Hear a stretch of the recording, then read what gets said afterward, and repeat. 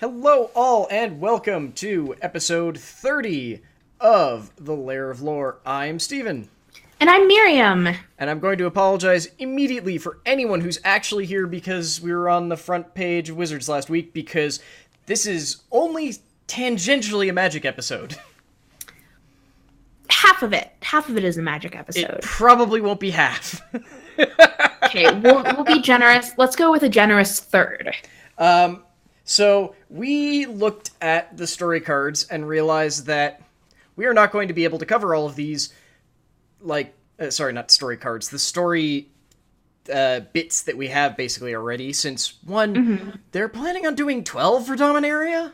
Yeah. Which still seems insane to me because they usually do 10 for a 2-set block. Mm-hmm. So this is a lot? Yeah. So yeah, they're also only on number 5. And we like to have a little bit more. What is it? In the past when we've done the stories, we've liked to have almost all of them out or most of them out. Yeah, I was also just going to say, I'm out of town next week, so we're afraid that if we try and cover any amount of them this week, that we won't be able to cover all of them, and then we won't be able to record the week after that. And then 2 weeks after that, Miriam's out of town, so it's like it's a multi-level issue. Let's call it that. Yes. So instead, we're going to cover the story spotlight cards and sort of what they say about the story, along with a couple of things that we sort of noticed while doing our pre-show discussion. Mm-hmm. And then we're going to do one of those things that I was going to say tacitly threatening to do, but no, we've been actively threatening to do this for a while now, which is a totally non-magic related episode, because we like stuff that isn't just magic. So, So yeah, we're gonna go over the story spotlight cards in what we're relatively certain is the order, since they don't call. So they used to do this in a way where the story articles would, frankly, have already wrapped up by this point. So when they reveal the story spotlight cards, they would be revealed when that story went up, so you knew what order they were in, and there was, information about them. Not this time, so we're just sort of having to try and figure it out. The only one that we're not 100% sure about the order for is Broken Bond, so we're assuming it's number 1.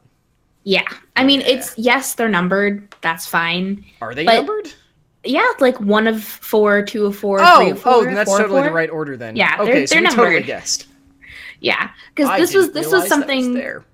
So when I was scrolling through the cards kind of this weekend, doing a little bit of episode prep, I was like, wait a second. Broken Bond, that's Nissa. Yeah. Nissa, where are you going, hun? I love how, because it's a common, we didn't even look at it last time. Yeah, because we like to do commons we'd like to do our uncommons and rares and legendaries. We don't even do uncommons that much. We just did uncommons this set because, there are legendary uncommons. Yes, and it's like, wait. Where are you going, Nissa? Yeah, so you leaving? Broken Bond for 1 generic and a green is a sorcery. Destroy target artifact or enchantment. You put a land card from your hand onto the battlefield. I can't bear to see another I hate reading this one. I can't bear to see another plane broken before I make my home whole. I'm sorry, but my watch is over. Okay, I'm still confused about this for a couple of different reasons. Her plane is basically fixed. The plane is fixed.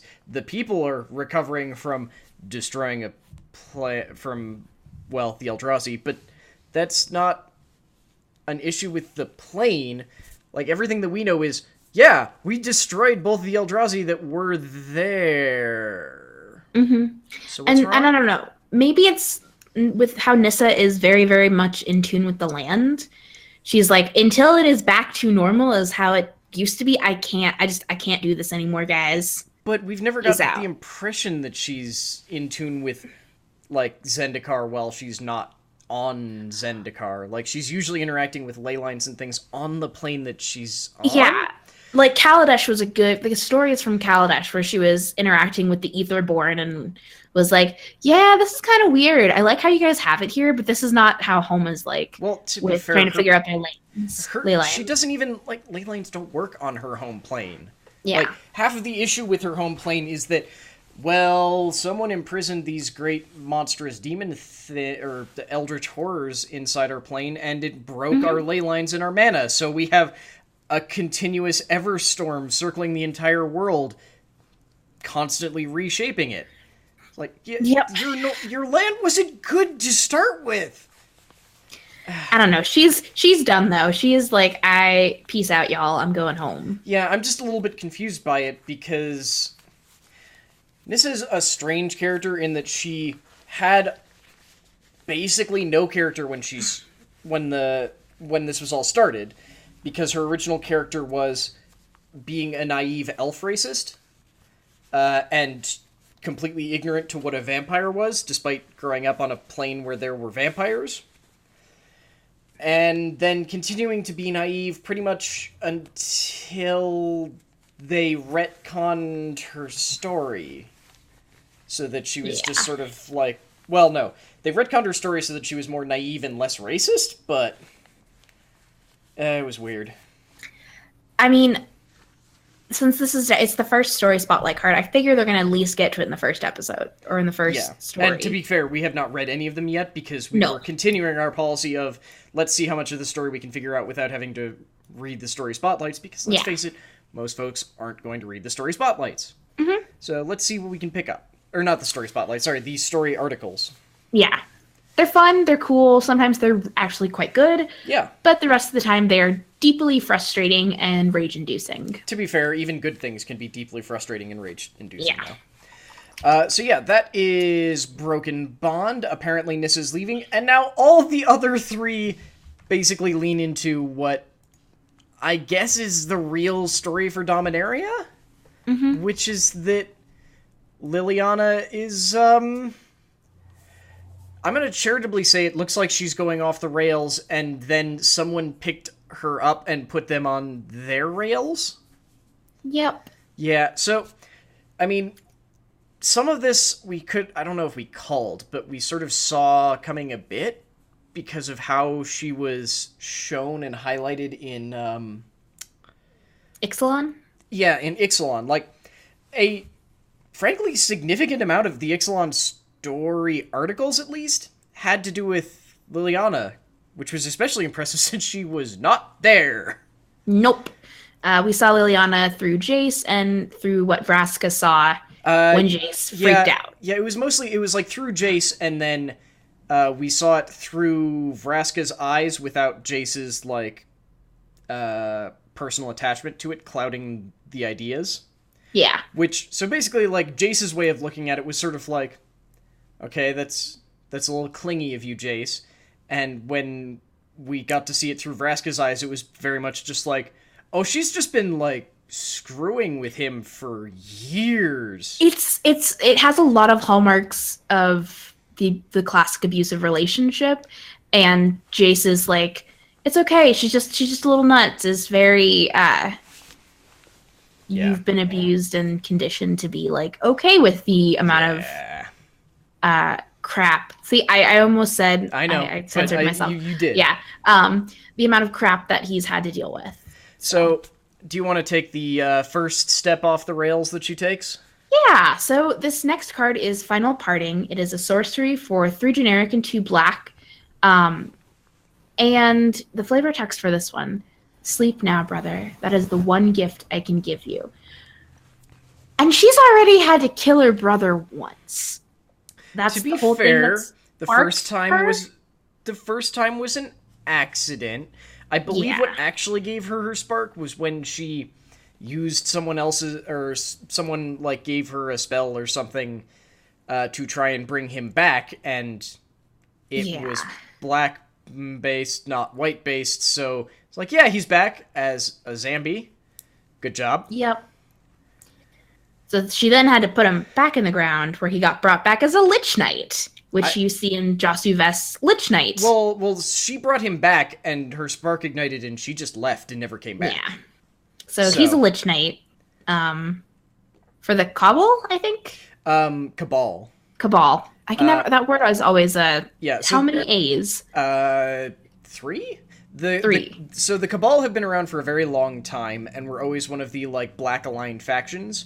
Yeah. In earlier Dominaria, they were usually famous for self-sacrifice mechanics, cleric matters mechanics, and thralls, which were sort of like weird, creepy, genetic magic slave beasts that they created. Now, they serve Belzenlock. Yeah. It seems... So, I think we already talked about how it looks like Belzenlock is basically going out of his way to try and...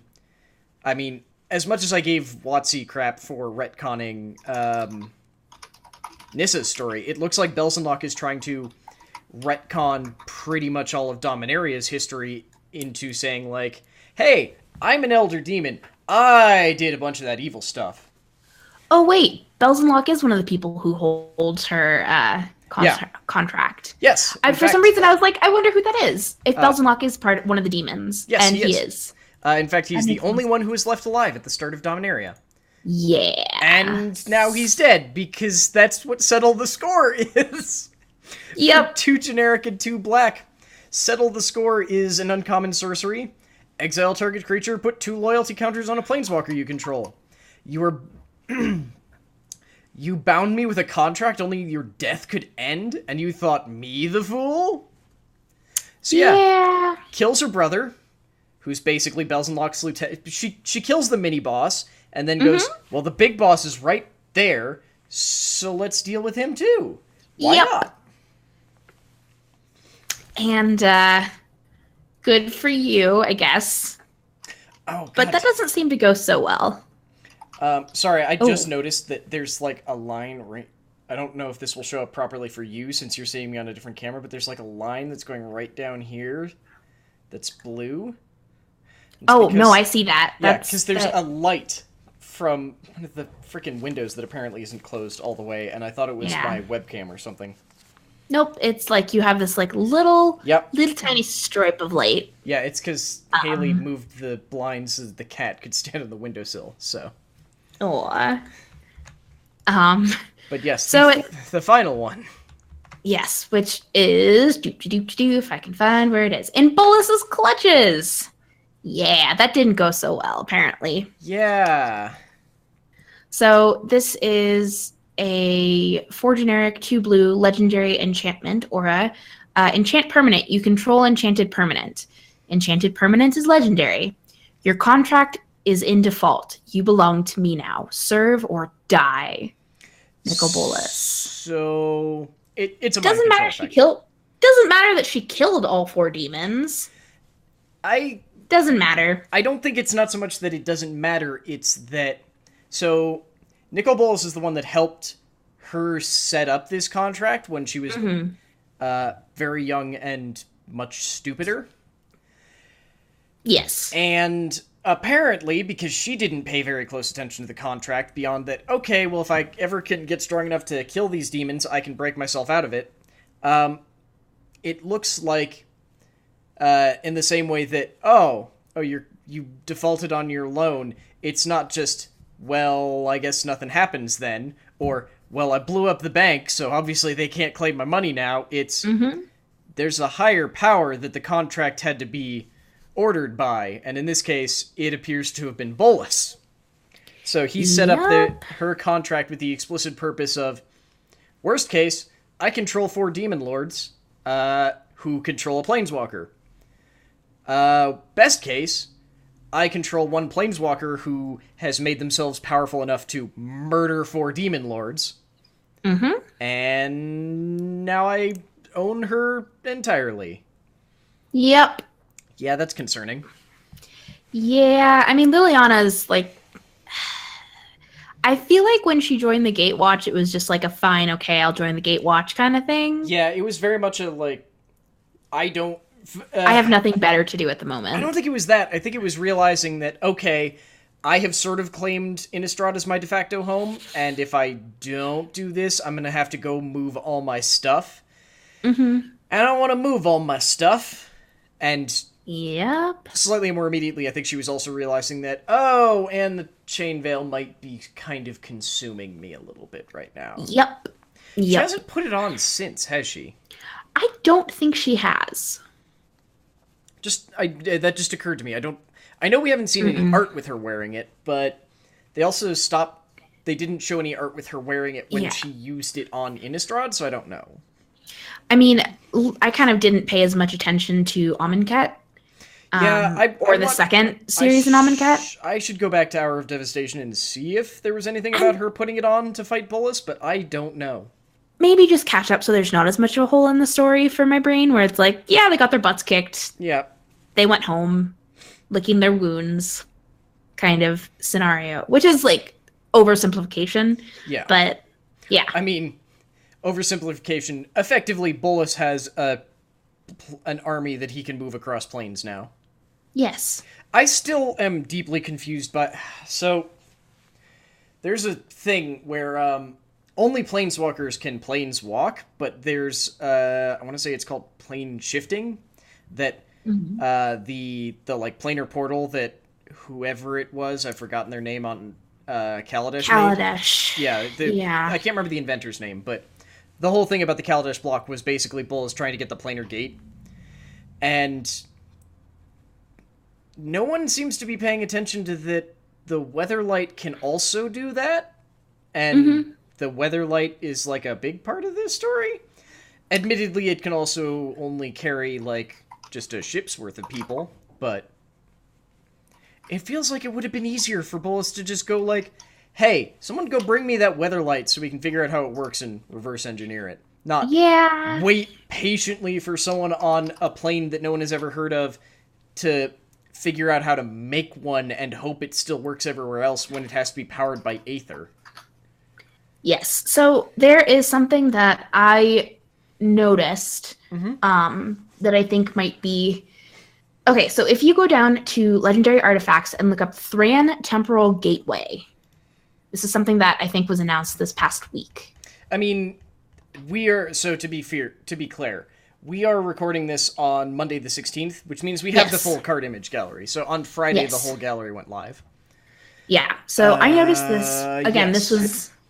So is this a portal that has existed on Dominaria, or is this the one that they brought in from Kaladesh? Because this doesn't look like the one they brought in from Kaladesh. Miriam. Temporal and Thran. So Thran were on Dominaria before anyone else, and Temporal is time, not planar. Yes, so I am correct then. Yeah, this is an entirely different thing. The planar gate also had like the crazy Kaladeshi filigree, and if I remember correctly, it's like a half circle or like a half oval, and the other side is open. Planar portal, looking it up just in case. There's not a card for it. I don't believe there's a card for it, unless I've entirely forgotten. I'm just trying to see if I can find any art. Oh, planar bridge is what it is. Oh, yeah. That was it. Yeah, there is. That is definitely not. That is, that's very... Planar bridge did have a card. Oh, yeah. Sorry, I knew this wasn't, like, whole, but I couldn't remember where the split in it was, and now I just need to find an image that doesn't look like butts. Yeah, and it was just one of those, like, is this something that is going to be... They're going to possibly use the Thran Temporal Gateway, but if it's time versus planar, then never mind. Yeah. So people on Dominaria have plenty of other ways to get to... Well, they don't actually anymore, but they used to have plenty of other ways to get to other planes, at least compared to... Yeah. Every other plane is just like, no, we are totally unique and alone in the entire world. Dominaria is just like, yeah, we're aware of the other planes and they all kind of suck, and a bunch of them have invaded us, and by extension we probably have the tech to invade them now, but we've also suffered, like, 4 apocalypses. So this is also going to answer something you just mentioned before. There's an artifact called Navigator's Compass with the flavor text, the Weatherlight can no longer plane shift, but it can traverse Dominaria with ease. Oh. So they can't use the Weatherlight for that. I assume that had something to do with the mending, because I don't know the full story of the mending all that well. So it probably happened then. Yeah, so he turns out he can't use the Weatherlight for that. Well, it also probably would have been very difficult for him to get it, but so there is one thing we did notice, which is that apparently something is going to happen to Teferi, and we don't think we know what it is yet. because there is a very distinct difference between Teferi and some of these arts. Yes. Specifically, I wanted to do Weight of Memory just because you can see him more clearly. Yes. So with Weight of Memory, you can tell that Teferi has been not having the best time.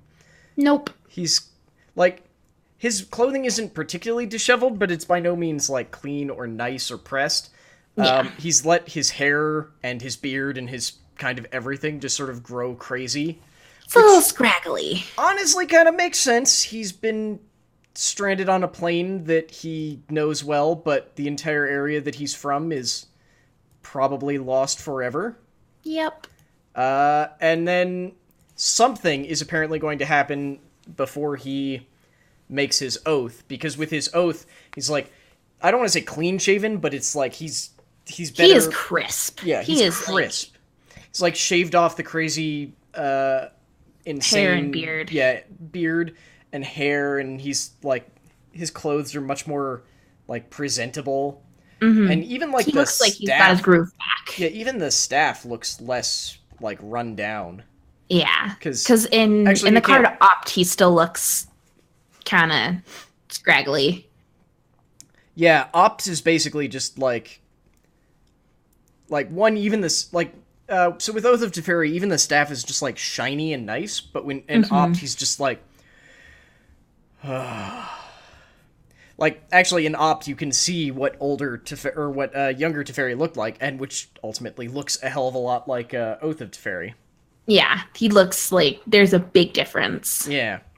But that's maybe Teferi is getting his groove back? I don't know. I think it's more of just that something has given him motivation. I don't... I hope it's not just the Gatewatch showing up and going, hey, you want to join the Gatewatch? And go like, that sounds awesome! I'm hoping that it will actually be something, but... Yeah, clearly something has changed for him that helps. Yeah, because Oath of Teferi and the Planeswalker card Teferi, Hero of Dominaria, is a massive change. Is that the one from the Planeswalker decks, or is that the real one? So there's Oath of Teferi, which is No, Miriam. The Planes... Okay, so yes, this Planeswalker.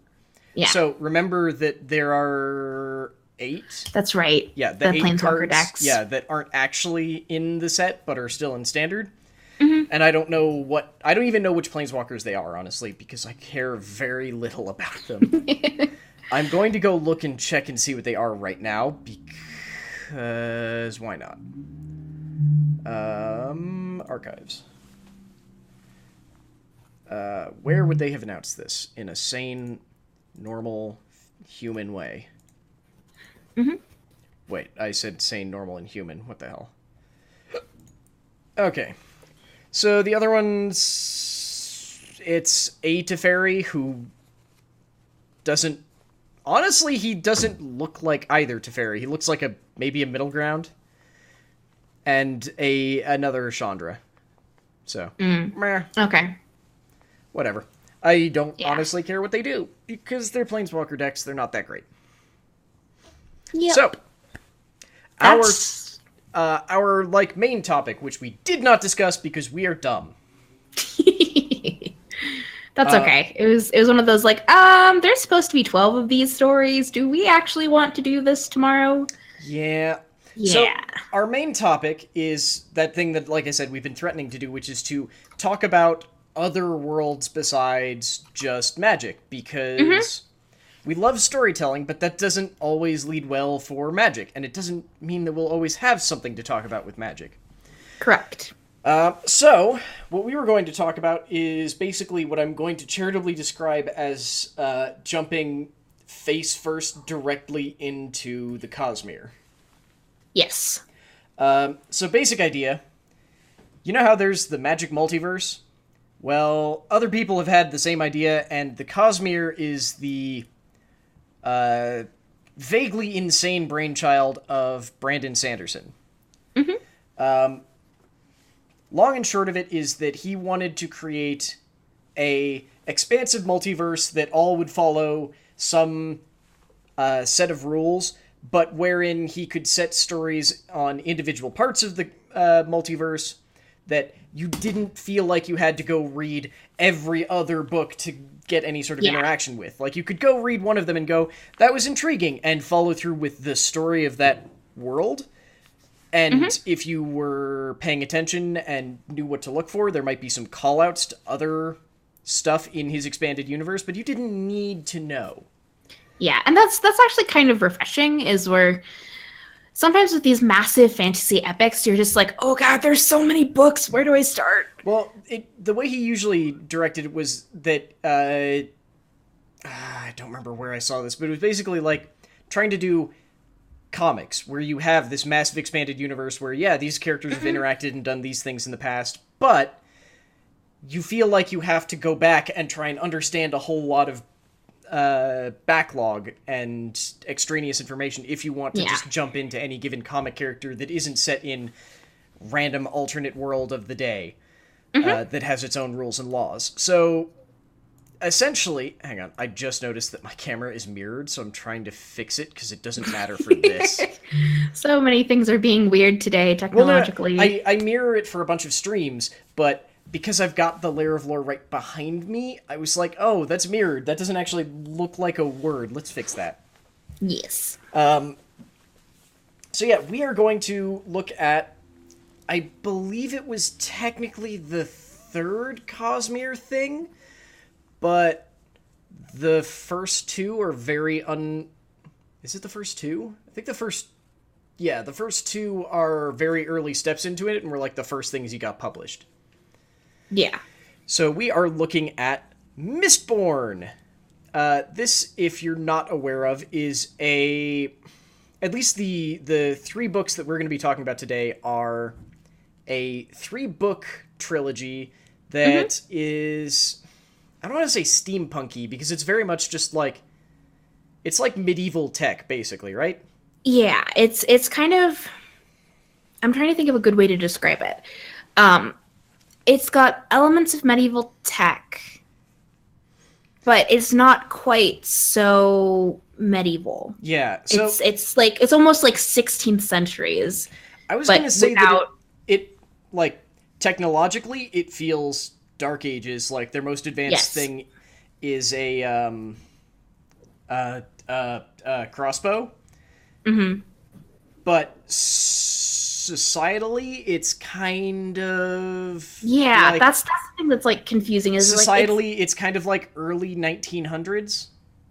Yeah, I would go so far as to say that. But yeah, like it's so I want to say early 1900s because there are still significant issues, but and they are mostly racial issues, but they're separated enough that the ruling body can largely ignore them.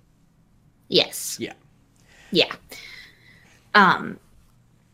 It's kind of it's trying to place them. These series are a little weird because he combines a lot of elements of different times. Yeah, like I think when we hit the end of the first or get into the second book, they start mentioning that in fact, a lot of technology was developed and just sort of got shunted to the side or suppressed, and some of the only technology that was allowed to develop were things that for like food preservation, like canning, is considered a really new and unique technology. So it's kind of 18th century. Yeah. So basic idea is that we have a world that is like, maybe even the 1900s is a little bit wrong because they are effectively slaves. So probably like just pre-Civil War, because there are two races. You've got the Ska and I think they are just generally referred to as the nobles, right? Yes. Well, kind of three races, because the terrorists, the Ska, and the nobles. Yeah, it's sort of implied that there are others too, but yeah. Yeah. So basic idea. Those are the three main groups that you want to care about. The Ska range from being plantation Ska, where they work on these plantations growing really, really ineffective plants that you need tons and tons and tons of to produce food or to produce any sort of like clothing or linens or anything. Yes. And then you have the nobles, who Are just that. Yeah, the ruling body of society. Yeah, they are all descended from the... How did they call it? The friends, the friends and loyal allies of the Lord Ruler. Who is this emperor god. Yes. And yeah, Miri mentioned the Terrace. The Terrace are... They're even more indentured. They're going to be their own thing that we'll have to talk about separately, because they're weird. But yes, basically you have this They're the servant class, essentially. Sort of, They're the servant class. They're high-class servants. So, like, if you have a Terrace servant, that's like a mark in your honor. Mm-hmm. So yes, this entire world is ruled over by the Lord Ruler, a seemingly immortal deity who did something about 1,000 years ago and seized power. Mm-hmm. Everyone's heard stories about, like, when he was seizing power across the world and there were rebellions and things, and terrible, terrible things, that, like, people trying to kill the Lord Ruler in magnificent ways that never worked. Like, at one point, I think there was a description of someone soaked the building he had been sleeping in something flammable, then set it on fire, and his skeleton walked out and began regrowing flesh as he walked over and stabbed the man. Yeah. He has set himself up as this immortal deity ruler. I believe... Kind of. Is it in this one where they start calling him the Sliver of Heaven? I don't know if it is in this one. I feel like they call him something like the Divinity or the Sliver of Heaven or Slice of the Divine or something like that. Well, they also introduced the fact that the main religion of this world is based around the Lord Ruler as your god king. It's also... It has weird flavors of, if anyone's familiar with Warhammer 40,000, it has weird reflections of the ecclesiarchy in it as well, because the whole idea is that there's this religion built up around the Lord Ruler, because he's basically God, and he won't die, and we might as well just sort of listen to him, because he can kill anyone he wants and he'll still be alive and fine. Yes. So he has set up this religion that is tied into every sort of, like, business element of the world. What are they called? I've forgotten their name. The priests? Yeah. Oh, they're the oh god, what is it? It's something. Obligators. Obligators, yeah. So basically, he's got these obligators who function in largely the same way that you could have a judge or a lawyer. They show up. They're like notaries too. Yeah, they basically range from every sort of, like, civil thing who needs to be there to document that something has actually and truly taken place. Yep. Like, they show up like, they're invited to all of the noble parties, because the nobles will just casually make deals with each other, and they're so conditioned that they make a deal, and they're just like, obligator, come over here and, like, witness this deal, and then you tip them. Yeah. So there's a couple different branches of that. There's I think so far there are the 4 branches of the so the overarching, it's the Steel Ministry. Yeah, the Steel Ministry is the full-on government, but there are different aspects to it, yeah. So the Canton of Inquisition, which is like the police force. Which should have its own thing, because they're also weird. And terrifying. Gets into the magic system, which is part of why we really like this world. Mm-hmm. The Canton of Orthodoxy, which is like organizational, probably governmental bureaucracy. Sort of. That one also has to do with stuff like it's illegal for nobles to crossbreed with Ska. Which is like the slave race. Yeah. Well, they're sort of slave... That's why I was trying to say, like... It's like, it's almost indentured servitude? Yeah, because, some of them are totally slaves. Some of them are city Ska, which is to say that they're, like, merchants, or... usually not merchants, sorry. They're usually, like, craftsmen who do something that the nobles won't do because it's working with their hands, but are good enough at it that you can't just not pay them. So they amount to sort of a class of freed slave, but not quite. It makes me think almost of Industrial Revolution type industrial class. Sort of, like beginnings of a middle class. Yeah. But yeah, the Canton of Orthodoxy is also in charge of not necessarily making sure that nobles don't sleep with Ska, but making sure that they are very, very good about hiding the fact that they did it and making sure that no children survive. Yes. They're not actually that good at it, but we'll get to that. So there's also the Canton of Resource, which is taxation, and the Canton of Finance, which I'm assuming also kind of has to tie into... I think that resource isn't taxation. Resource is like... you have this product, and this product needs to go here. Yeah. Yeah. That general sort of stuff. Yeah, it's kind of like... It almost makes me think of like Department of Agriculture type stuff. Probably. But like a bunch of like different small committee branches that keep things it's running. Probably a lot of like, okay, you all have not grown enough of X food supply item. You need to get more of that or there are going to be issues.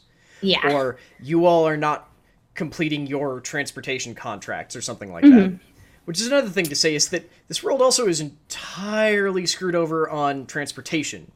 Yes. Because as you get to explore more and more of this world, it becomes really clear that something is really wrong with it. Because they should be further along in their they should be farther along because they're talking about how the Lord Ruler has literally ruled for very nearly 1,000 years with pretty much nothing changing since he started. But fashions are the same. They've changed a bit, but in ways that would be sort of spoilery. Yeah.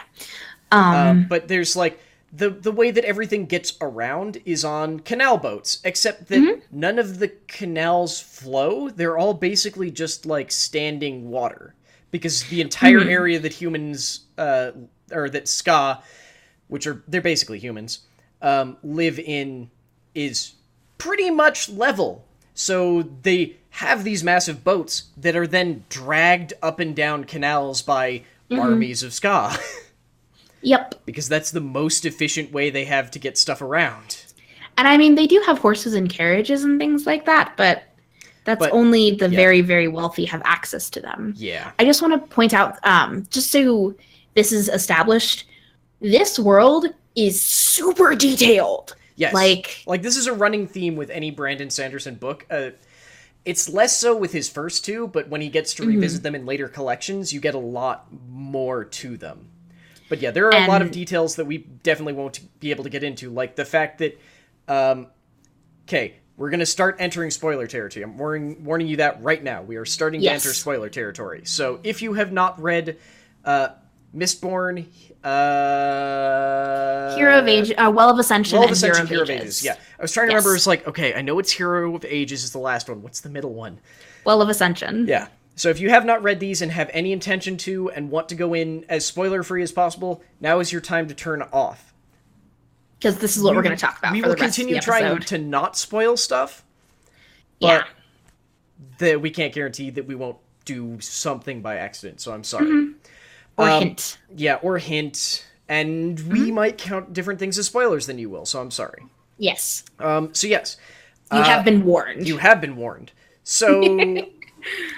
there's a whole thing, I think we don't even start to see this basically until like the third book, where it becomes clear that this planet is really screwed up, and in fact is so screwed up that when someone was trying to fix the planet because there was an issue racking it, they moved it close to the sun to try and burn away this mist that was causing the issue, and then that caused yet more issues, and they went, oh god, and moved it. I think they ended up moving it too far away then, and in order to keep the planet from basically freezing, they ended up having to create volcanoes all over the planet. But it was still too close to the sun even in the first place. Yeah. Or no, yeah, it was too close to the sun even still. Yeah. So there were a lot of weird issues that were because there was a thing that was wrong with the planet, but not what everyone thought it was. And the person who tried to fix it did it without knowledge of a whole lot of stuff. So ended up creating an entirely new set of issues, which again, they managed to sort of shoehorn fixes in, but not necessarily great fixes. Yeah. But yeah, that's probably as vague as we can be about it. Yeah, so let's I'm get itching into... to like jump into detail, but I know that's spoilery. So let's get into the magic system, because the magic system is pretty much what you come to a Brandon Sanderson world for. The dude it's so cool! Every single world that Brandon Sanderson has made has a unique magic system where he basically... It looks like he goes in from the start and goes, here are the rules that I'm setting down. What can people do with these rules that I have already set down? Mm-hmm. Like, I will talk about this briefly, but he has another book that's just the Cosmere Collection. It's basically a bunch of short stories set on worlds that either appear in books, or some of them don't appear in the books. Because one of them that I think I've talked about on an Extra Bits, I want to say. Possibly. Is a, like, relatively short story about another planet in the Cosmere whose magic system is entirely based on birds. Yes. Because you were telling me about this. Yeah, well, it's sort of based on birds and like D&D style psionics, where a whole bunch of things on this planet hunt by tracking thoughts. And there are a whole bunch of birds that, because they grow up around these things that track thoughts, have had to figure out different ways to get around that. And everyone, like, the magic system is basically built around, you put a bird on your shoulder, and whatever that bird does, if the bird likes you enough, it will give you whatever ability it has. So, like, the most common one is just, it silences your mind so the things that hunt that way can't find you.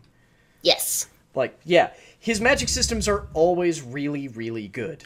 And I think I think we can say for both of us, if you've listened to this podcast long for a decent enough time, we like structured magic. We do. So we like structured magic where you don't spend the first, like, chapter or 3 of your book going like, here's how magic works.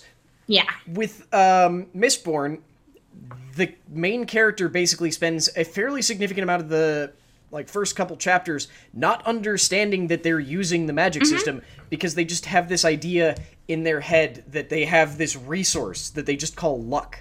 And they don't understand how it works, and they don't understand how they get more of it. They just understand that if I concentrate on it. Yeah, I can do some things, but they're doing it at a very, like, low level. So the basic idea for the magic, for all magic on Scadrial, which is the name of this planet. Sorry, I keep trying to say plane. It's all based on metal. Every single... there are 3 different magic systems. They are all based on metal. And you use them different ways. Yes. So, basic one is Allomancy, which we'll go into more detail on each of them individually. Yes. The second one is Feruchemy. You'll notice that every single one of these has a reference to, like, alchemy or mancy, which is the, like, throw onto the end of anything to make it into a word, and usually a reference to metal. And finally, Hemalurgy. Yeah, Hemalurgy we'll cover last because it's unique. Basically, each book focuses in on one of these individually. And it kind of ties it all together as you're learning about them a little bit more, so we'll try as the character learns about it. We'll try and not go into too much detail for any individual part of each of these systems, but we'll probably cover some. Yeah. So the basic idea is that each one of these draws power in different ways. That was loud. There are... I was going to say... so for we're going to start with Allomancy. Yeah. Correct? Yeah. So there are 16 metals as it develops in the series. There are going to be 16 key metals that do different things, depending on if you can use Allomancy, Feruchemy, or Hemalurgy. Let's clarify. There are 18. Excuse me. I'm still at the point where it's 16. So they establish very early on that there are, at the very beginning, there are 10. And it becomes more and more clear that 16 is a number that recurs abnormally often in Scadrial, like patterns. Yeah, in natural things in Scadrial. So they eventually figure out that there are they start to assume so there's 16 metals and some of them are hidden or some of them aren't that useful for reasons that we'll explain. Yeah. But eventually, what it basically comes down to is that they establish that there are 16 and 2 god metals.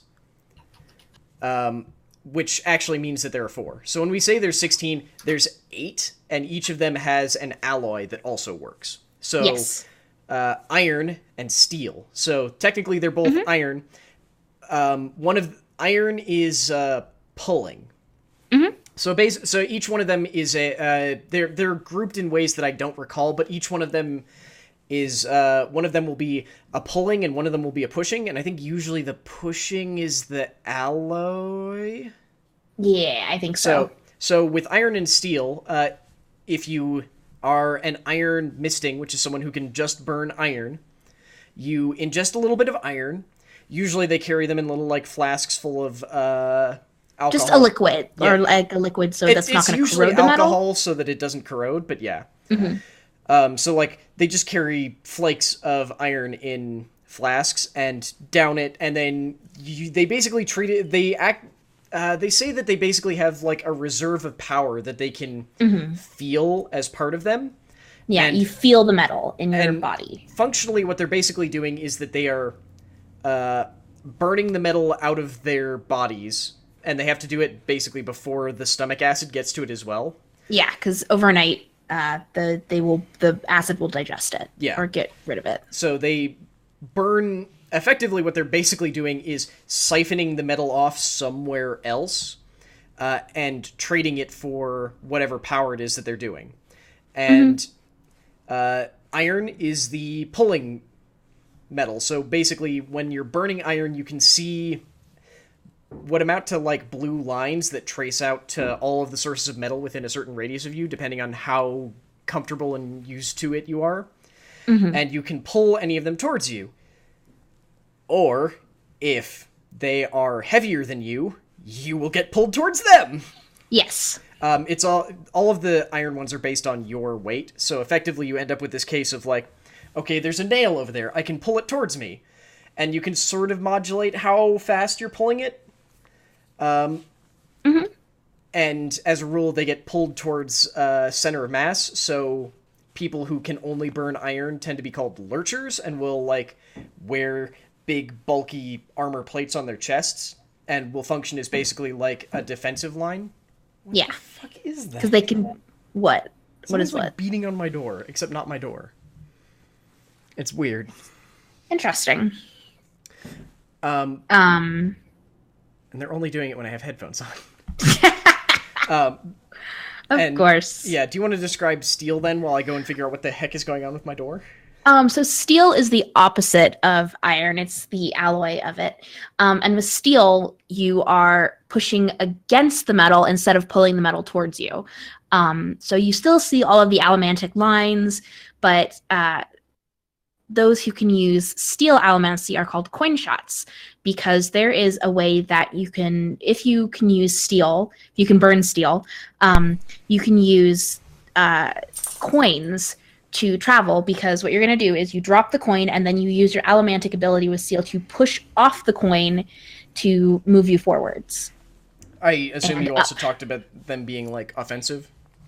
Yes, this is definitely more of an I actually hadn't. It's definitely more of an offensive ability. Yeah, generally steel mistings are referred to as coin shots because they can also just carry their coin purse and throw out the coins and push them at things at relatively fast speeds. So you can, besides being able to travel with it, you can basically shoot small pieces of metal out. Basically, if it's a metal that you can use, you can shoot small pieces of metal at things, anyone. Like in battle, you can like literally just send coins through people's bodies if you have enough strength and some people are stronger with it than others, but in general, usually people aren't able to like fully penetrate someone, but enough to basically use it like an arrow. It would hurt. Yeah. And it doesn't have to be just coins. It's any metal that, or the only one that doesn't react is aluminum. Yeah, but that's anything made with aluminum or silver. Yeah, they're not reactive metals. You can't use them. But anything else is fair game. So let's do a quick run through of the metals, if not necessarily what they do. So there's copper and bronze are the mental. Are they mental? They're mental. Right. Okay, I have the table up. Do you want me to send you the table? Yes. Can you send me both there should be actually 3, but at least the 2 big important ones. I have the Allomantic table up right now. Can you also find the ferrochemical one and send me that one too? Yeah. But this is the page that I'm on right now. Copy link. Okay. Yeah, so they're grouped into physical, enhancement, mental, temporal, and the god metals. So physical, there's always an external set and an internal set. So physical are iron and steel. Then you've got tin and pewter. Tin gives you... How about we just rotate through? So I'll do all the physical ones. Sure. If you want to jump down to enhancement, okay, yeah. We'll bounce back and forth. Tin is internal, so it enhances your senses. Meanwhile, pewter enhances your like physical strength and durability. So people who can burn pewter will be able to like handle near-death experiences and awful, terrible things happening to them a little bit better. Yeah, you're stronger overall. Yeah. I feel like tin eyes are kind of cool as well. Yeah. So with the mental metals, there's zinc and brass. So zinc and brass are emotional. They can affect your emotions. Brass.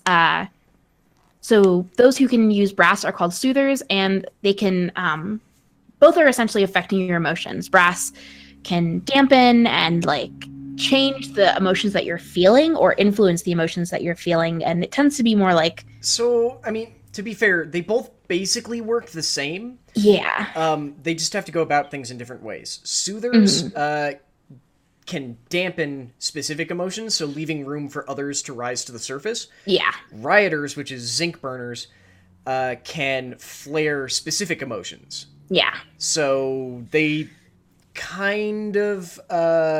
like, they can both get the same effect, they just have to go about it in different ways. Yeah. It's like making an emotion stronger versus like tamping down the other emotions. Yeah.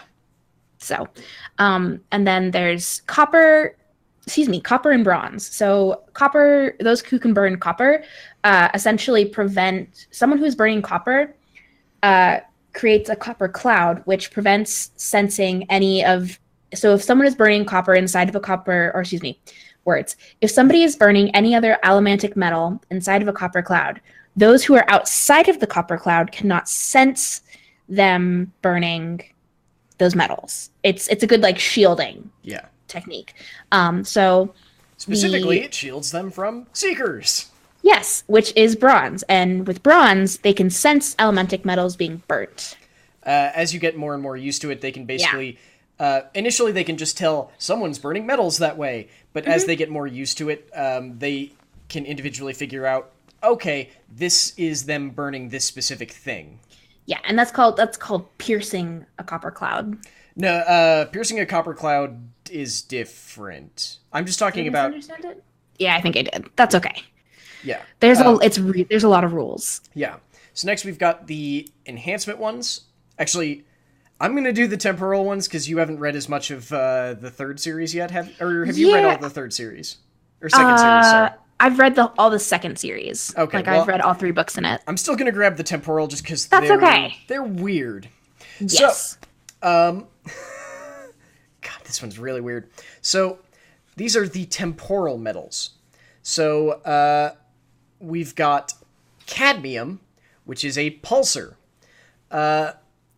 Hang on, let me make sure that I can read this properly before I say it correctly. So basically, a person who can burn cadmium creates a bubble around them of ultra slow time. So time passes passes at a totally normal rate for them. Meanwhile, everything outside the bubble accelerates rapidly past them.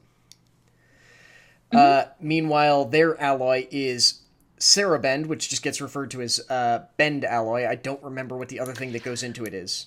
I think it might be bismuth? Something like that. Yeah, it's one of the crazy, like, crystalline minerals. They are sliders, so basically they create a bubble around them where time is massively accelerated inside the bubble. One of the main characters in the second Mistborn series that we'll talk about is a slider. Then you've got gold, which is weird. It allows you to see kind of useless a lot of the time. It allows you to see other possible visions of your life and other people's lives, as they could have led.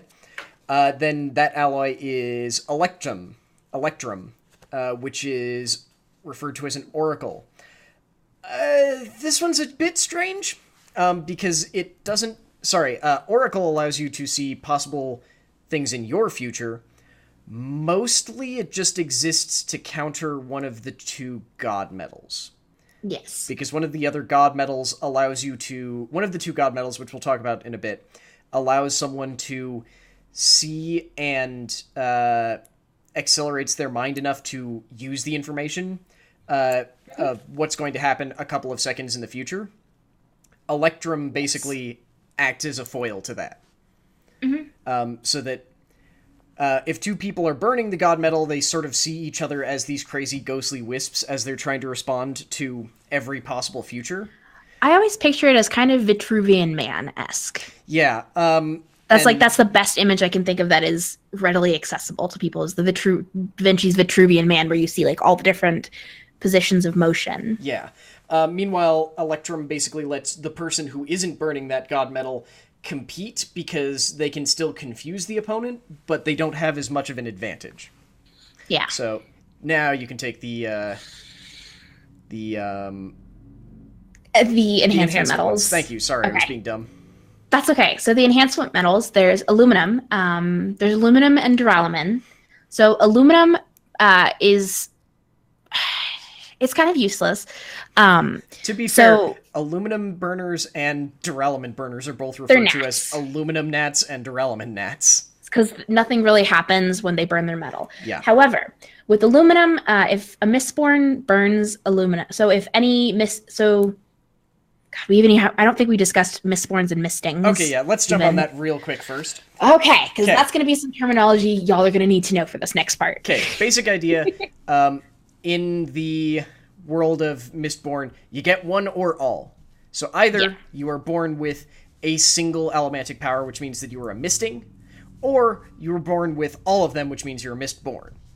Yes, and that's all the metals. Yeah, all of them are tied into being of noble blood. The nobles have basically, legitimately, the people who the Lord Ruler sort of saw as people he could trust or who he could rely on were given this special metal to burn, which made them allomancers, and their children maintained that. And eventually the bloodlines have just sort of mixed enough that there are mistings solely because their bloodlines have weakened from breeding with people who weren't allomancers. Yeah. So there's a chance that you can have stuff like half Ska children who are Mistings or Mistborns. Because the bloodlines are so screwed up now. Yes. That's also why what is one of the Canton of Orthodoxy is one of their goals is preventing births of half Ska children. In case they find out about allomancy, which they're not supposed to know exists. Yeah. It's almost like an urban legend sort of thing. Yeah. It's allomancy is this mystical great power that none of us have or know about. And yeah. So this is going to make a little bit more sense now. So with aluminum, if a Mistborn, so someone who has all of it, burns aluminum, it basically gets rid of all of their metals. It drains all their metal reserves. It's also one of the metals that is not reactive. So let's say if you can use steel or iron, you can't pull or push on that metal. Yeah. You also don't see lines to it, so you don't have a clue if someone's trying to hit you with an aluminum bat. Yeah. Literally, if you can visually see the bat, that's all you can see. That's that. So then the alloy of aluminum is duralumin, which is aluminum and copper. And what duralumin does is it helps you flare your metals. So it basically it's like a bigger push of allomantic power, but it burns it up immediately as well, how aluminum does. It gives you more oomph. So it's not more oomph, it's all the oomph. So one of the instead of slow burn, it's like... So one of the issues that Allomancy runs into is that basically you have a maximum burn rate. You have a maximum amount of power that you can get out of any given metal. Mm-hmm. And it's based on the metal itself. It's not based on anything you can do. Duralumin lets you get past that at the expense of burning all of that metal all out at once. It always makes me think of fireworks. Like, you can burn one firework, or you burn all the fireworks. I think it's a more accurate comparison would probably be like a sparkler that you can like hold and burn for a while, compared with like an actual firework that's going to be like big and explosive and terrifying. Mm-hmm. So, duralumin is useful, but again, really, duralumin can really only be used in any sort of efficiency by Mistborns who have access to other metals. So that's why both of these are referred to as nats. And in fact, throughout the entire first Mistborn thing, pretty much the only metals that are known about are the physical metals, the mental metals, and one of the god metals. One of the god metals. So they think that there are 7 metals. Yes. And part of the main character's whole thing is that, or not the main character, sorry, a character's whole thing is that he's found the mystical 8th metal that he can use to somehow defeat the Lord Ruler. Yes. Yeah. So the other two, so I haven't actually had, I'm trying to remember which books use these last two metals. These appear, briefly. I think our original plan was basically to talk about pre-Cassandra and post-Cassandra. I think what it's going to end up being is actually that this first episode is going to be talking about Allomancy, and next episode is going to be talking about ferrochemy. Yeah. And probably hemalurgy, because hemalurgy is kind of gross. Yeah. Well, hemalurgy also just has a little bit less to it. Yes. Okay. So the last two of the enhancement metals are chromium and nigrosyl. So chromium, so I'm reading this off because this is one of the ones that you don't see as often. So chromium destroys another allomancer's metals like aluminum does to oneself. So someone who is burning chromium can touch someone who is burning any other metal, and all their metals are gone. They can't use it anymore. It's basically like someone has used aluminum. It basically is mostly used by police who are... so there's a thing that happens in between Mistborn... the Mistborn series and the second Mistborn series, which is referred to as the Cassandra. We are still up for debate about what the heck we think that actually means. Because you break it down into like the roots and the words that make up the word Cassandra, but it's kind of work. But yeah, basically, there is a the world is coming to an end as you get near the end of the third book. And something has happened in the second book to essentially accelerate the end of the world. Yes. And by the end of the third book, it's pretty much happening, and someone is trying desperately to fix it, and ends up largely fixing it, and creating this new, theoretically better world for everyone else. Yeah. But yeah, this basically appears post-Cassandra once they start to learn more and realize that, okay, so yeah, those god metals don't really count. There are 16 metals because 16 is this recurring theme that happens everywhere. Yes. So, and the other one being nigrosyl. Nigrosyl. Does the same thing as duralumin. It's someone can burn nigrosyl, touch someone else, and it lets them act as though they are burning duralumin. And whatever their metal is. Yes. It is a lot. Like we said, this is one of those things where there's a lot of rules as to how it can be used and who can use it. Yeah. And then there's the 2 god metals. So this is where we're going to start to get into the crazy Cosmere stuff. So there are 2 god metals. Atium and Lerasium. So atium is this insane metal that everyone who's a Mistborn desperately wants, because when you're burning atium, this is the one where you can see what everyone and everything around you is going to be doing. So it basically turns you into the perfect killing machine and gives you the mental fortitude and quickness to deal with seeing through time, basically. Yeah. Lerasium is what created Allomancers.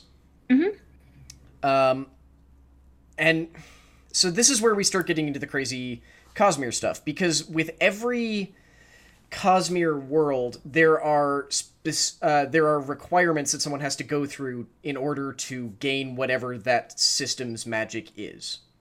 And pretty much all of them, because Brandon Sanderson is a little bit evil like this, usually have to have something to do with the person who's getting this power being broken down or destroyed in some way.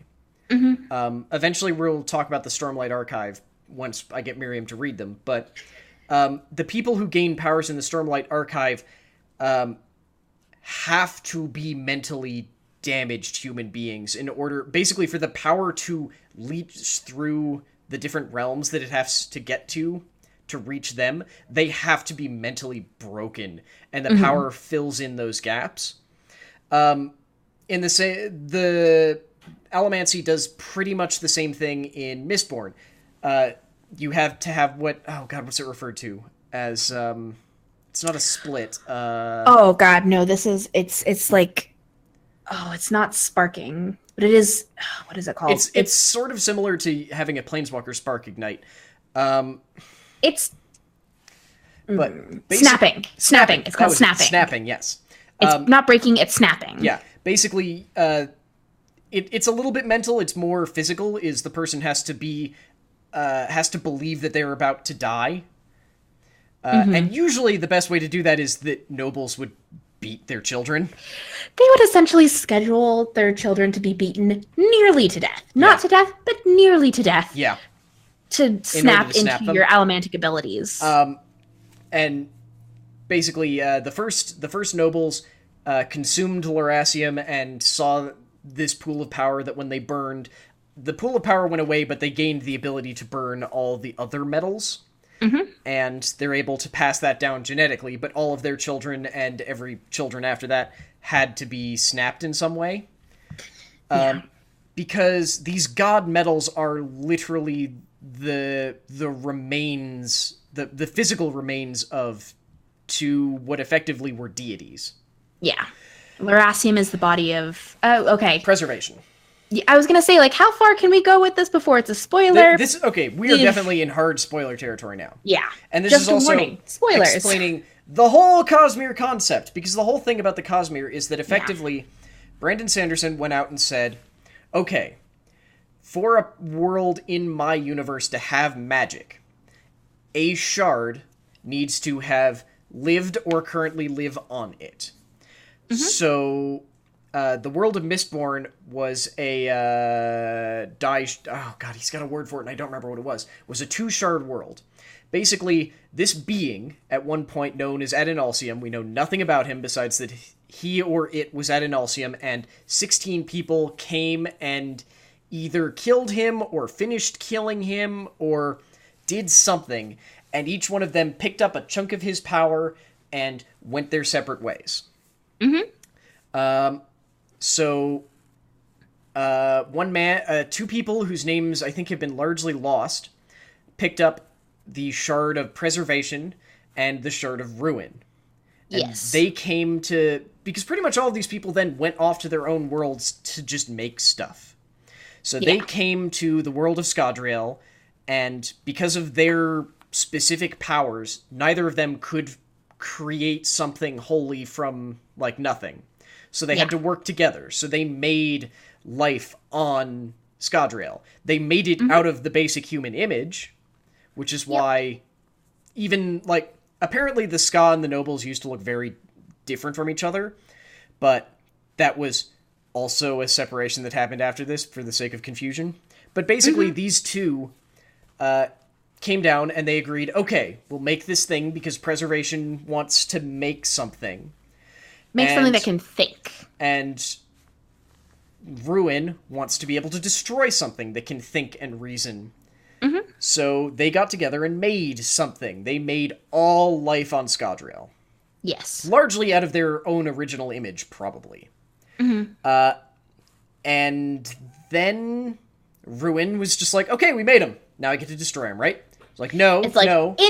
you get in a period of time, then you can destroy them, destroy the world. So what ended up basically happening is that the two of them matched each other perfectly in strength and power, so every time one of them would try and do something, the other one would immediately prevent it, or would prevent it with, like, a very minor, like, splash over. So it was like, Ruin would try and open a giant hole to eat a city, and what would actually just end up happening is that Preservation would stop him, and it would just be a little earthquake.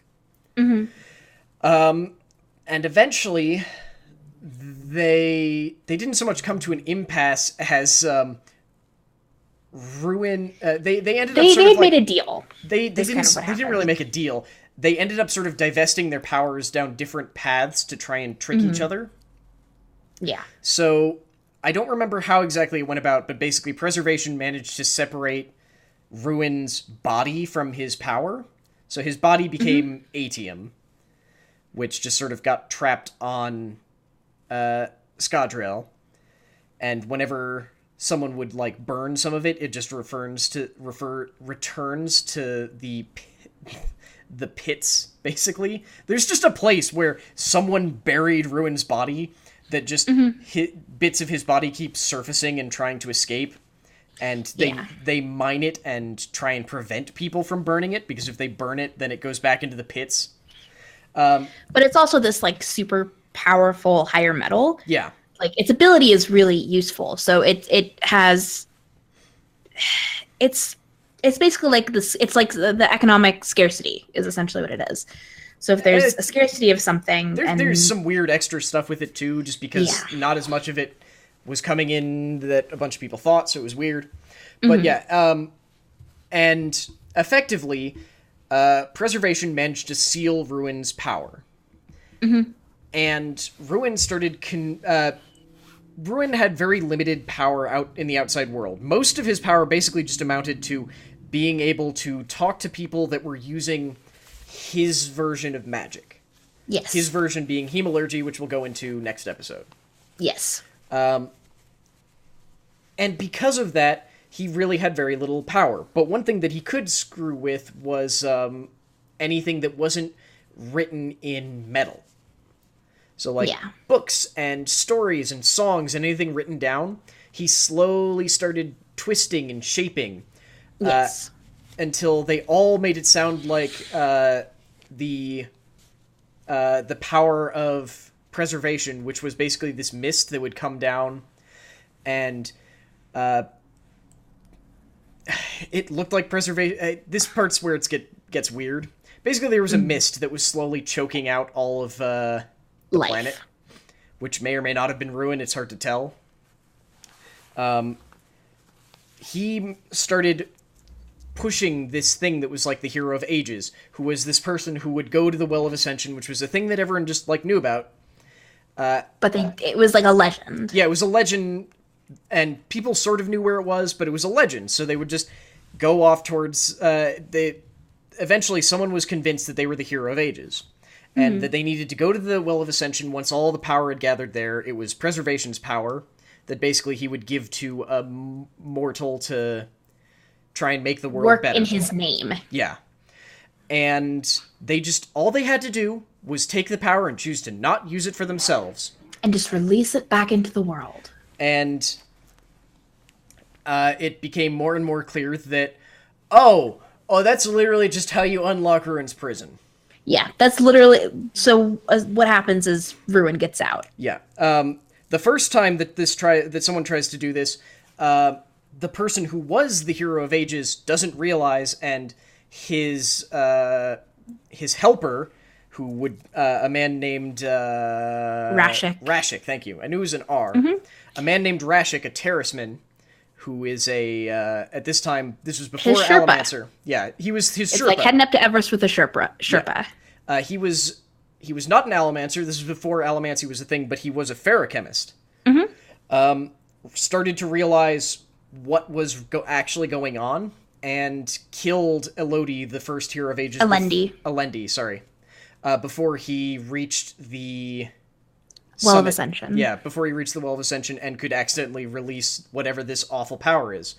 So instead, Rashik tried to use Preservation's power, but without Preservation to help guide him to, like, fix the planet. This is how it got extra screwed up. Basically, it's he tried to fix it without any knowledge of what was actually happening. Yeah. And, but he used the power instead of releasing it, so Ruin wasn't released.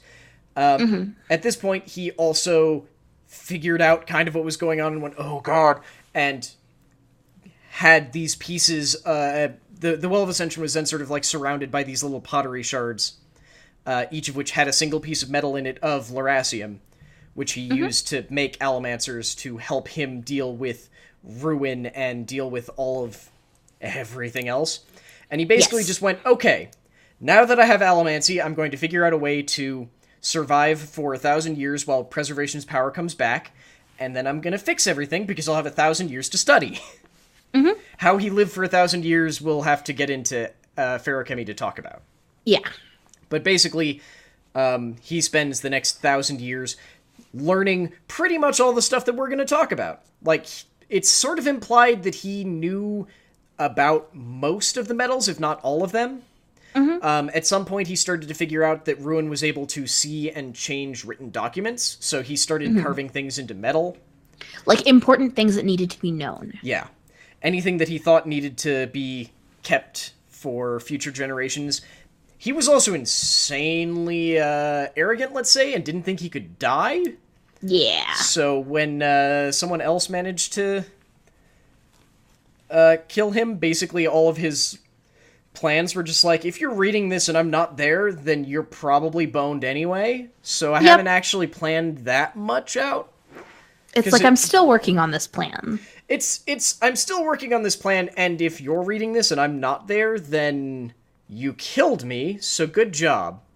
Yeah, we're probably all gonna die anyway. Pretty much. Yeah. So, Allomancy is complicated. It's very complicated, but the basic idea is that you have an amount of metal, and you can use... Some people might be a little bit better with one or the other, but yeah, you burn it and you get an effect. That's the sort of idea behind Allomancy, is that it is...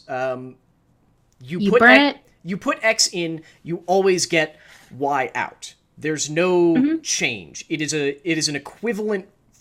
Well, it's an equivalent formula wherein X amount of product always results in Y amount of output. Power. Yeah. Or I guess not power, but ability. Yeah. That's probably a better way of saying it than power. Yeah, it's basically, Allomancy doesn't depend on the person using it in any way. They're basically just a conduit for a power. That is exactly how I would have put it. They personally can choose to use it in different ways, but what the result is not based on them. Yeah. Yeah. Like, there's certain things that, like, if you can burn pewter, it helps to be a strong individual, but it doesn't... But at the same time... You don't have to be a strong individual. Yeah, two people who are burning pewter are going to be... Even if one of them... In fact, this is actually a thing in, I think, the second book? Yeah, it's like there's basically beginning of the book. Where two people who are burning pewter, and you can flare a metal to basically burn the maximum amount of it. More of it, yeah. Two people who are flaring pewter, even if one of them is like a short, scrawny, but tough little girl, and the other one is a big, bulky bruiser dude, they're basically going to be, if not exactly as strong, they'll both be just as durable. Like think acrobat build versus like weightlifter build. Yeah. So yeah, they probably won't be as strong, but they will be very, very close, because pewter will effectively level out their playing field. Yeah. But they will be just as durable. So no matter what, there's no way to get more out of your Allomancy. Like, the only one that even cares remotely about your physical body is stuff like the iron ones, because their power comes directly from their weight. There's also a little thing it's about one of those like it's every reaction has an equal opposite reaction kind of thing. Yeah. Which that little nugget in there, I'm like, yes, you can't just do anything you want. You have to, if you're gonna pull have to something, pay respect to physics. Yes, physics exists. You can't just like fly about like you have wings. It's no. Yeah. You have to think about the arc that you're making. If you're a coin shot pushing off of something, you have to think of your arc that you're doing. There's a character post Catasandra who's basically he's a steel misting, and he's talking about how much freer that is, because as a coin shot you can basically like launch yourself into the air. Meanwhile, a lurcher who wants to get around basically has to go like, that's the highest point I think I can reach without dying, and whoop, yank on it. Yank yourself straight up into the air, and then try and sort of like yank on multiple points in different directions at the same time to sort of like balance yourself out. I always think it's just straight lines versus a parabola. Yeah. Or at one point he basically describes it as, if a lurcher wants to get up a building, they basically have to keep an eye out for things like metal gargoyles or stuff that's hanging over the side, or else they sort of have to like try and grab onto the top of the building and sort of like shuffle their way up the top. Yeah. And hope that they don't lose their metal or anything and just fall to their deaths. Mm-hmm. Basically, he's just talking about how much more fun it is to be a coin shot than a lurcher. Yes. So let me think. What else? Is there anything else that we need to... Just to be clear, in case it's not obvious, each one of these powers has a direct tie to one of the shards. So Allomancy is Preservation Shard. Because it's a... Zero-sum feels like the wrong thing, but basically, like, you put X in, you always get Y out thing. Mm-hmm. There's no decay. Yeah, there's no decay, and there's no change. Yeah. When we get to the other two powers, there's both decay and change. One of them has change because it comes from both of them. The other one has just straight-up decay because it just comes from ruin. Yes. This is a thing that, as you look at other Brandon Sanderson worlds, all of his magic systems tend to have similar things. Like, there's a balance element. Yeah, like, Stormlight Archive has 3 different magic systems, all of which is tied to different shards that do very, very different things. And some of them get extra weird because as you get more and more into it, it looks more like different shards actually went, hey, you know that magic system I invented? Screw that. I like this one you made. I'm going to take it and make it better. And then the other shard ends up going, well, okay, then I guess I'm going to fix your broken one. Like, there's just interesting stuff. I haven't read them yet, so I have nothing to add. It's next on my reading list. Yeah. I mean, so to be clear, some of the other books in the Cosmere are Warbreaker, which is a... Warbreaker's so weird. Warbreaker is basically like a... I don't even want to say it's like a Beauty and the Beast style romance, but that's sort of the impression you get at the beginning. But the magic system there is based on color, sort of. It's based on 2 things, but color is the big main element. Okay. Then you've got, what's it called? I think the world is called Cell? I'm trying to remember. His first book, which is, it looks like Atlantis, but it's not. Sorry, I have to go to my Audible account to remember the names of these books. Because it's been a bit. My library, yes. Brandon Sanderson. He has so many books. He does. Okay, yeah, so there's Warbreaker. What's the other one? Elantris. Elantris is weird because, and in fact, I think at the book that so in the second Mistborn series, you also start to get people who are not from Scadrial involved. They're very, like, off to the side, but you get some of their commentary and weird stuff like that. And one of them mentions that Elantris has a very, very different magic system because their magic system is entirely form-based. Sorry, the face I just made is I'm on his site right now, and I realized I've read other stuff by him, but I didn't realize it was him. I know that would explain why I really liked the. Okay, I know that the magic series, the magic in it. What series? The Rhythmatist. Yes, he did the Rhythmatist. I was like, that sounds really familiar, and I click on it. Oh, I've totally read this. So Rhythmatist is not a Cosmere series. No. There's a series whose name is now entirely escaping me about superpowers. That he I think that one's not done yet. I don't remember the name of that one. There's something called Alcatraz versus the Evil Librarians, which sounds I know nothing silly. about that one. He basically has silly. an alternating schedule of like his adult Cosmere books and his more like young adult child books that all still generally use unique and interesting magic systems. Huh. That's cool. But yeah, he's got... This is the whole thing, is that once you start looking into all of the different parts of the Cosmere, it just gets weirder. It makes me think almost... I'm feeling very Terry Pratchett-esque right now. Yeah. Where there's so many things to start with. You remember how this was going to be a short episode? This is not a short episode anymore. Because I have to stream in half an hour. We might have to, like, break these in, like... I don't think I'm going to be able to break this one up. I don't think I'm going to break this one up. I think that we're just going to go, like, we might miss a week because we spent way too long talking about just Allomancy. So, it's such a cool thing, though. Check back in 2 weeks, I guess, because unless we can manage to find a recording date while I'm in Burbank, we'll see. Because we'll be talking about ferrochemy. And hopefully we'll be not stupid and manage to also include... Hemalurgy. Hemalurgy. The one issue is that hemalurgy has really broad ramifications for the rest of the Cosmere. You know what, though? This actually will work okay, because we haven't talked about the Terrace yet. Yeah, so we'll have to talk... The Terrace are where hemalurgy comes from. But yeah, we'll have to talk about that, yeah. Perfect. It's like the Terrace episode. Yeah, we've got ferrochemy, hemalurgy, and the Terrace people. Oh goodness. So yes. Oh God, this is with that.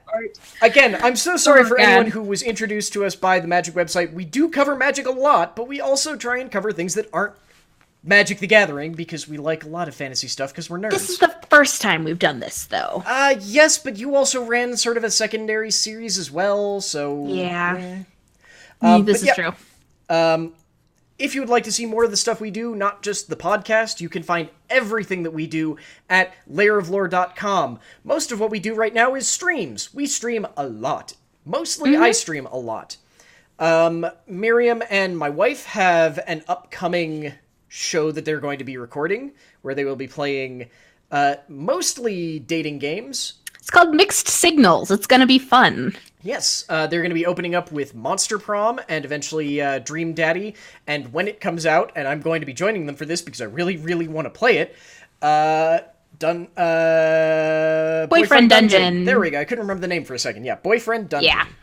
Yeah. Those will air first on our Twitch channel, and then they'll go live for our they'll go live for our patrons, then they'll air on Twitch, and then they'll go out to our YouTube subscribers as well. Haley has got a series that she's now recorded something like 9 episodes of that doesn't have a thing yet, like a basic template for the thumbnail, so I don't have any of them up yet, called The Builder Express. All of our currently planned show names have train themes, in case that's not clear. Long-running joke, watch our other stuff and find out why. Yeah. Maybe don't watch most of our older stuff. Actually, no, just don't watch any of our older stuff. It's fine. It's fine. We'll explain it to you. We will be happy to explain, because some of our older stuff is dumb. Yes. But yes, mostly we stream. So, Mondays and Tuesdays, I stream a Pokemon Nuzlocke, which, if you don't know, is Pokemon hard mode, basically permadeath, and limits on what you can catch. And on the rest of the week, we stream an assortment of other stuff. I'm not giving you times, because I'm going away for a week, and when I come back, we're planning on redoing our schedule. So... keep it fresh. Yeah. Well, less keep it fresh and more so that, because this is my job right now, is I am a content producer. If you would like to support me, you could do that on Twitch or on Patreon, patreon.com/layeroflore. While I'm doing that, I'm also trying to be a halfway decent house husband, so basically we're trying to set it up so that I can take a break in the middle and set videos to render so that patrons don't have to wait a while, and also so I can do stuff like laundry and dishes and making dinner. So, yeah. That's largely why that change is actually going into place. But, yeah. But yeah, if you want to support us on Patreon, you can get access to silly stuff like the Extra Bits, which is our pre- and post shows, as well as, on occasion, the pre- and post shows for our D&D sessions, even if the D&D session doesn't fire, because that's happened a few times. Yeah, that's what we do on Saturdays. Yep. D&D, or it's like roleplay games. We're about to wrap up D&D, and we'll be moving on to a new system. We're going to be moving on to Dark Heresy, which, again, 40k. It's silly and wonderful. No one should actually describe 40k as silly, but I am deeply, deeply disturbed. What else? I think that's pretty much it. You can follow us on Facebook and Twitter. They're both Lair of Lore. You can find pretty much everything down in our show notes. Hey, if you haven't seen yet, we have really complete show notes. It'll have like links to all the cards that we talked about and this Allomancy chart that we've been referring back to. So, hey, consider checking out the show notes. They've actually got a lot of information in them. Miriam, do you want me to add your Twitter to the show notes, or are you going to continue not actually using it? I downloaded Twitter. I might as well actually use it. Good, good. I believe I'm just Madcap Mim, like I am everywhere else. I believe so, but I forgot to grab your name when you liked the thing about us being on the front page. Yeah, so if you found us there, thanks for joining us. Sorry that we didn't talk about magic, but... Oh yeah, there you are. You're Madcap Mim right there. Makes it easy. There. Now. If you want to email us, you can find us at masterminds@lairoflore.com, correct? Again, yes, that's totally also in our show notes. Haha. It's all there. Yeah, that's pretty much about it. Thank you all very much for tuning in, and we'll see you next week if we can manage to record while I'm out of town. If not, we'll figure something out. I'm sorry we might miss a week because we went way longer than expected. Yes. Thank you all, and we'll see you soon. Bye. Bye.